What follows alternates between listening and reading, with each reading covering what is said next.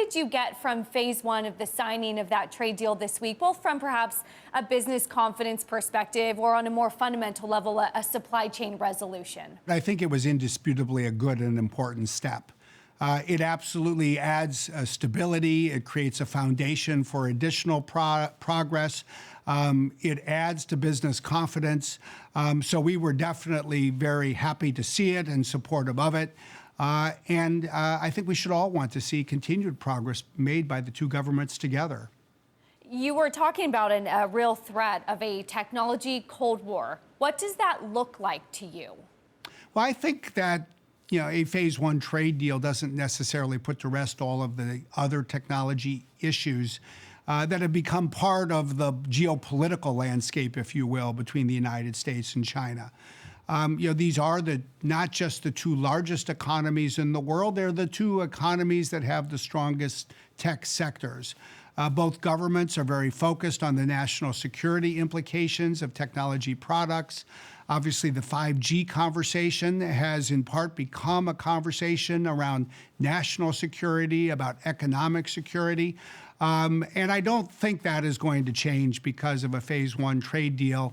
I think we should all expect this to be a complicated issue, an important issue, and one that's going to be very topical on an ongoing basis throughout this decade. You only get about 2% of global sales from China, and I wonder if that's been perhaps more of a concerted effort to protect yourself until these issues are resolved. I'm thinking IP theft, forced tech transfer, all of those issues. So does this really perhaps change anything for Microsoft's fundamental business? I think today, the United States government has concerns about certain aspects of Chinese information technology coming into the United States, and you see the same thing where the shoe's on the other foot in China, as it has long been.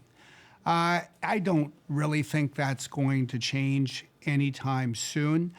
I just simply because of the connection that the governments in each country see between information technology and their national security. I think that means there's still very important opportunities for collaboration, and we should keep that in mind. There's a lot of basic research that happens in the digital technology space that's really global. There's the creation of software code, including by open source developers, that also genuinely takes place on a global basis, often involving people writing code in China, and the United States, India, Europe, and ultimately bringing it all together. I think the world is going to need our two countries to work together even while we manage these tensions. And if you take something like sustainability, if you look at carbon, the two countries that have the biggest impact are China and the United States. We need to work together to solve some of the world's big problems for our own sake as countries and, frankly, for the world as a whole. I want to move as well onto the JEDI Pentagon contract and then the subsequent Amazon lawsuit. They're effectively then saying that you didn't deserve it. How do you respond to that? I think every contract we have is important. But some contracts are different and even unique. For Microsoft, our JEDI contract to support the United States military is not just an issue of commercial responsibility. It's really a question of national responsibility. And we welcome and embrace that. We sought this contract out.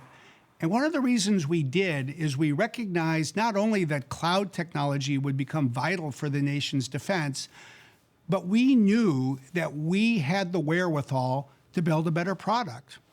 It's worth keeping in mind that the procurement process for this contract, really from start to finish, was almost 2 years.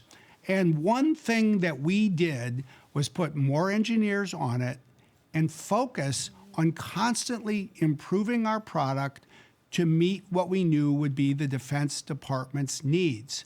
And so I look at this and I think that there's actually an interesting lesson for all of us, certainly in the world of business, but maybe in just life more broadly.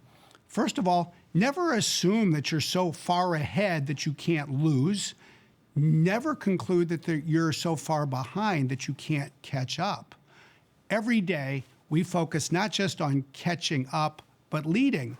And I think that when the full story is told, when people understand it, what they are going to find is that this country has dedicated people who work for the Department of Defense who focused on one thing and one thing only: buying the technology that would best protect the country.